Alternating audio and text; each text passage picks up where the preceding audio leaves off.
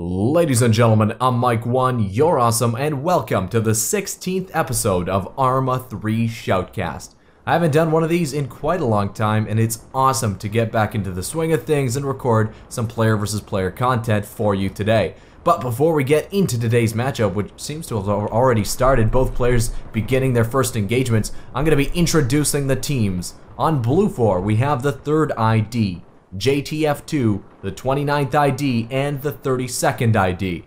And on Op 4, we have Phalanx, the 2nd MRB, ARCOM, and OGC. The objective for this matchup is a sector located in the middle of town right now. And if we take a brief overview of both teams' starting locations, ooh man, I almost want to give the advantage to Red 4 at this point. Definitely have more hard cover as they advance into some more village or urban settings just across this MSR. Blue 4 already in a defensive position, popping smoke on their paws to try and maneuver where they want to go. It's definitely a tough approach for that Blue 4 team. Red 4 is already going to be into cover fairly shortly. They do have a little bit of a height advantage, taking a look from that Blue 4 position down on their Red 4, I guess almost attackers at this point. But there is a neutral objective, so whatever team gets to it first is the one that will capture it. There's two ways to win this matchup, ladies and gentlemen. One is to eliminate the entire enemy team, and the second is to hold the central sector for a total of 20 minutes. As we see now, Red 4 is definitely the team in the lead in terms of getting to that sector first. That OGC member, just maybe 150 meters away, perhaps going to be getting ready to make his bounce to try to capture it for his team. That sector is in a fairly open position. I mean, definitely the Blue 4 can get eyes on this sector if Red 4 decides to near it.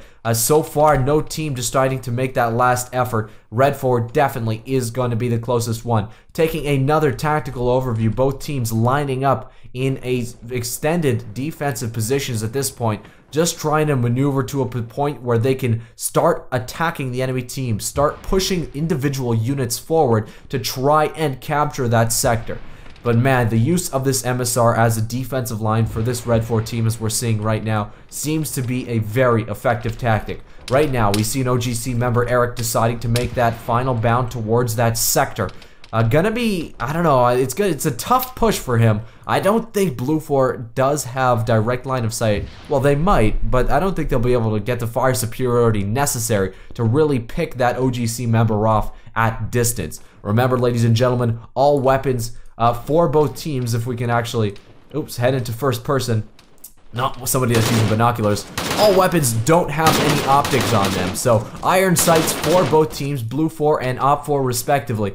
Definitely going to be limiting their ability to fight at range here, but then again, it makes kills at range all the more impressive as Blue 4. We snap back to them after being transported quite a ways away. Blue 4 continuing to advance. That one lone Blue 4 element making a push all of its own. And he's definitely the closest from that Blue 4 team to that sector. They are going to be facing a very close contact engagement if they continue on that route of approach. Eric is still here just near that sector, perhaps wanting to secure it, getting the backing of more Red 4 members before making that final push onto the objective. Ladies and gentlemen, if you do like these kinds of ARMA 3 shoutcasts, be sure to subscribe to this YouTube channel for more great shoutcasts to come.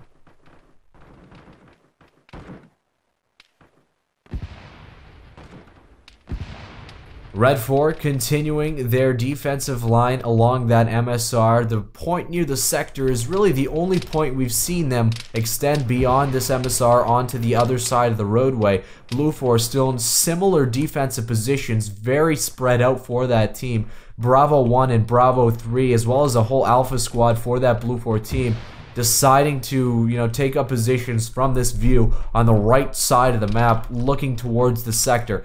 Not great sightlines towards that sector exactly, but, they'll definitely be able to cover any kind of enemy approach from this area. Let's take a look from the Red 4 perspective. I'm interested in this group over here.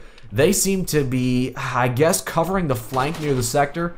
Definitely going to be doing a good job of that. Their opponents aren't that numerous in this sector either, only 3 or 4 guys. The bulk of that blue 4 force has either been eliminated or is in this right-hand sector. And they are going to be starting to push up along this tree line, perhaps in a bid to capture that sector, and I think that's probably the best move at this point. Red 4 haven't capitalized on their ability to get to that sector first. Eric is still here around this, I guess, brick fence, waiting to push in.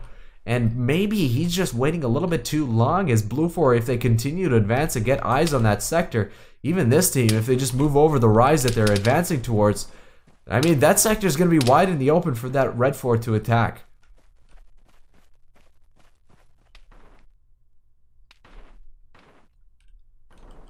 You can see definitely the line has shifted forward for that Blue 4 team, and that's definitely good for them.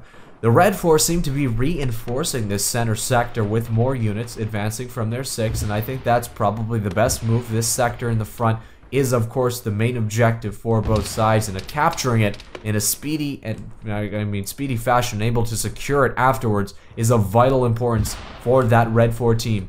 Both Blue 4 teams on the opposite side of things, gonna be making some interesting pushes. I mean, taking a look at what they have available in terms of approaches, there's some actually decent tree line approaches straight to that sector. A little bit of a defilade too that they'll be entering. So I think the Blue 4, actually, if they're able to capitalize on this approach, might just have the advantage. Of course, advancing into that ravine into the sector will leave them open to Red 4 attack, but perhaps they're willing to take that gamble. Red 4 spread out fairly decently too, all the way over to this left flank from their perspective. They are maybe going to be coming into contact with this Blue 4 team, deciding not to advance towards a sector and taking a more roundabout way to that objective. Taking a look at that center Blue 4 element, only, well, I guess there's 4 units here, so still definitely a significant force. Heading back down on that other side. Yeah, I mean, these Blue 4 have been whittled away on this flank, 3 remaining, facing lots and lots of Op 4 situated in many 2-story buildings, just watching the Blue 4 advance like a hawk, ready to pounce at any moment. Don't see many shots being fired from this Red 4 team at this point. Lots of binoculars trying to scout for those Blue 4 teams, just waiting to get an angle, waiting to get a shot. Lots of engagements coming down near the center right now, as both teams continue to fire at each other at range. Wow, this Blue 4 element now in a position they deem to fire back at their attackers on the hillside. Taking fire, smoked, popped, and they are going to be starting to advance towards this little urban outcropping. Very, very close to the sector for this Blue 4 team. Kind of surprised at this point that no one has actually captured it yet. You can see the white flag of that sector. It'll either be red or blue depending on who gets to it first. Red 4 still the closest, but not close enough to capture, as this Blue 4 element, this Alpha 1 squad, definitely in a threatening position at this time. Let's take another brief tactical overview of the situation, and the lines have moved even forward still for that Blue 4 team, but Red 4, you know, slowly shifting to the other side of that MSR. We see a whole bunch of teams now, especially on this flank, in strength on the other side of this MSR. A bunch of teams in reserve, ready to strike across that MSR if need be. But I want to concentrate on the teams in reserve on the Blue 4 side. A bunch of the MG teams, you can see that with, are these the MG teams? There it is. Big gun right there. In the back, ready to provide suppressing fire for whatever assault is deemed necessary by that Blue 4 team. The command staff of that Blue 4 team is currently under fire. Wow, you can see another Blue 4 casualty at range. And again, you gotta remember, this casualty was inflicted with iron sights from what? Like maybe what, more than that, 500 meters or so. Very impressive shooting from that Red 4 team, and they are still under very close suppressive fire. Taking a look back at that sector. That lone man that was making the assault, that MG gunner, is now closer than he ever was towards the main objective for this matchup. Not close enough, as Red 4 deciding to make a little bit of a push, getting just a tad closer to that sector. But they're actually going to be facing Blue 4 in strength very, very soon. As look at that, Blue 4 deciding, and I think this is probably the best move from their point of view, as shouted out earlier, is taking this tree line approach that leads directly to that neutral objective. Now let's take a quick look at what the Red 4 has in order to combat that approach. I think they're going to be in defilade at this point. I mean, maybe Fritz has a little bit of an eyes on the sector itself, but lots of foliage in the way, smoke being popped near that sector, and this might just be the opportunity for that Blue 4 team to push forward and capture the neutral objective. Just a little bit more to go as he's rounding out the last few meters to get that sector under his control. Will he be facing any opposition? I don't think so. Taking a look at the ground level, he is under defilade. Red 4 can't see him. Still vulnerable to grenade fire, to GL fire, but man, I'm not sure if the Red 4 has any counter to it at this time. As you can see now, that sector is under Blue 4 control. Taking a quick overview of the matchup once more, Blue 4 starting to try and get into defensive positions around that sector, and I gotta say, I mean, they're not that bad. Even if they enter this one story, I'm not sure what the sightlines are like. And, well, I mean, perfect towards the sector. To the left, not so great. But Blue 4, surprisingly, has closed the gap. When Red 4 was just under 100 meters, Blue 4 came out on top, showing that aggressive play can net you early victories in this matchup.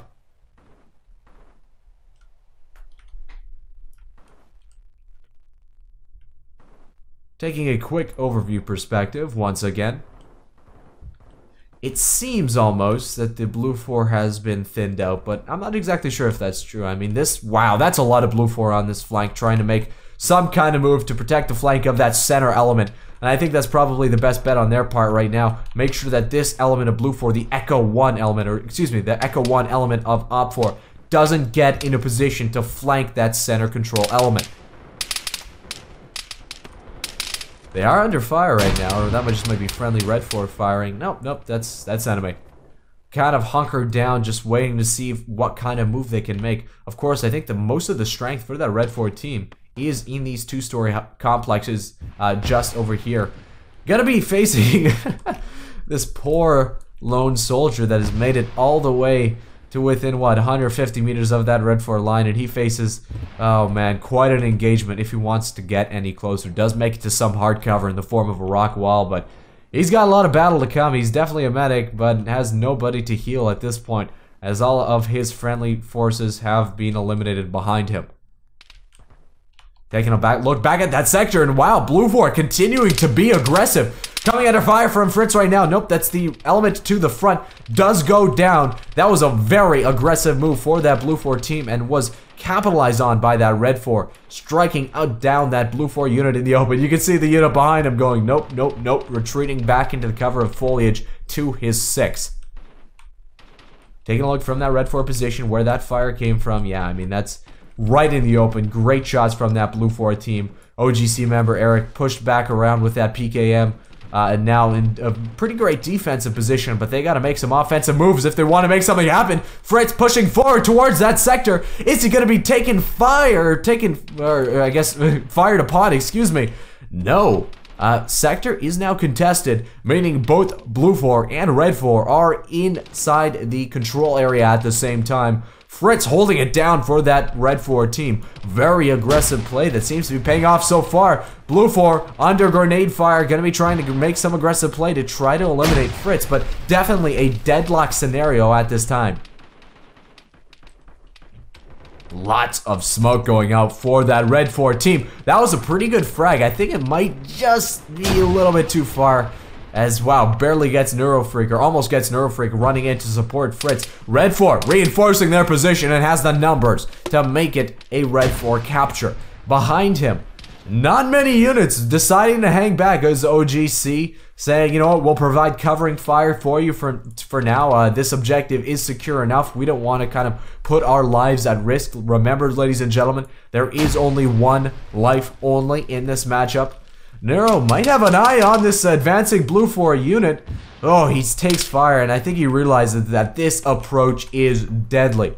Neurofreak deciding to be aggressive, stands right up and engages that blue 4 attacker and barely gets out of dodge. And you can see, not without some battle scars too. Neurofreak now is the one being attacked as both blue 4 near that front line start opening up on him. It seems like the blue 4 has exhausted their grenade reservoir a little bit earlier, as we see now that this will be a perfect opportunity to get some frags out just behind this wall. He is in range for a frag, but not enough in the inventory. Neuro, or I think that might have even been the blue 4, popping some smoke. Maybe we're going to see another aggressive push from that blue 4 team. Nero saying, you know what, this bag is too heavy. A Watt Mine maneuverability, drops his backpack behind him. Let's take a look at the other sectors right now in blue 4. Wow, has since pushed up quite significantly onto this flank. This element is starting to go way far around, as right now this red 4 is contested on their extreme flank. Some casualties for blue 4 though, so definitely I would almost give the advantage on this flank to the red 4. They're definitely in a very, very effective defensive position in this 2-story. Taking a look back at center, and there we go. The blue 4 elements that have made that initial push, that were so aggressive, have unfortunately been eliminated near the neutral objective, which is now in red 4 hands. And taking a look at the number count, the population count for both teams, red 4 a significant numerical advantage continuing into this matchup. And man, I almost want to say that this center element for blue 4, it had made a good push, right? It had decent defensive positions, but it wasn't supported. You can kind of see what the objective was, what the plan was for that blue 4 team, to push a team around on this flank and then provide covering fire from the flank of that center element. But unfortunately, they were stopped dead in their tracks by that Echo 1 element of red 4. Great game so far, and what a battle over that central objective as red 4 continues to move forward to secure it. Back behind the lines, a few blue 4 elements going to be lingering, but nothing to make this, you know, a game changer or anything. The closest blue 4 towards that objective is a single unit on that road of approach. And taking a look at the surroundings around him, a lot of red 4 waiting to strike. The firing line continues. The turkey shoot of that Alpha 1 element, or excuse me, Alpha 2 element of that blue 4 team. Under heavy fire, decides to pop some smoke, and yeah, they're going to be hunkering down around these garage structures. This is an interesting looking environment. I don't think I've ever been here in game. Going to be popping some smoke, continuing to try to maybe get out of dodge here, pull back the way they came, and advance another way around, but they've got a long way to run, and blue 4, excuse me, red 4 knows where they're at. Gonna be getting a close quarters engagement right now. Neurofreak sees him and takes down that blue 4 with awesome shots right to that body. That was a machine gunner for that blue 4 team, rocked on his approach to the objective. The other flank of red 4, very secure, and has been the whole game inside these 2-story complexes, continuing to hold down this flank. What they don't know is they don't face any kind of opposition to really speak of. I mean, I guess maybe they do. This single unit inside this tree line trying to make an approach, but that's just one guy, a drop in the bucket in this 50-player player versus player matchup. The command is now trying to move, trying to get closer, and is continuing to take fire from that red 4 team. Accurate shots too. Wow. And remember, ladies and gentlemen, those are iron sights firing down. Taking a look at this blue 4 element, slowly pushing forward towards that sector. Again, going to be trying to make another push, just like the blue 4 MMG gunner before him, but Neurofreak is even in a more advanced position just near that body, and he's watching that approach. He knows that that might not be the last blue 4 that he's going to see, and is waiting for that next blue 4 element to advance. Let's check up in the element that was taking fire by the garages, and well, they're pushing farther away right now. I mean, they realize that that approach is unworkable. They can't really attack from this angle. Perhaps they're going to try to work their way all the way around, but that's just more open ground that red 4 can pick them off at. So definitely a ways away from the objective as well. Red 4 moving up even closer to the approaching Blue 4 team. Or, not really team. Single guy, single element. Continuing to fire off at the units in the distance. Oh, wow. Sees him too. Poops with that shots straight to the body. Right on that Blue 4 team. And with that Blue 4 member being eliminated, I think that's the last hope for this Blue 4 team. Vanishing just near that sector. Red 4 deciding to be dominant in the late game. I mean, Blue 4 definitely had an advantage at the beginning making that push, but again, as I said earlier, wasn't really supported with the numbers they needed. Red 4 made a very daring attack, Fritz leading the charge, followed by Neurofreak that really cleaned up a bunch of the units near this sector. Really shifted the kind of momentum of the game into that Red 4 favor.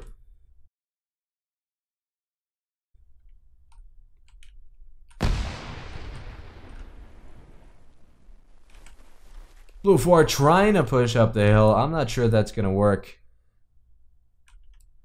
Just a small game of maneuver at this point, ladies and gentlemen, as Red 4 remains dominant. I think it's safe to call this matchup, as it stands right now, as a Red 4 victory. Blue 4 unable to really secure the objective in any fashion at this point. Ladies and gentlemen, I hope you enjoyed watching this Shoutcast. I'm MicOne, you're awesome, and be sure to subscribe for more great content to come.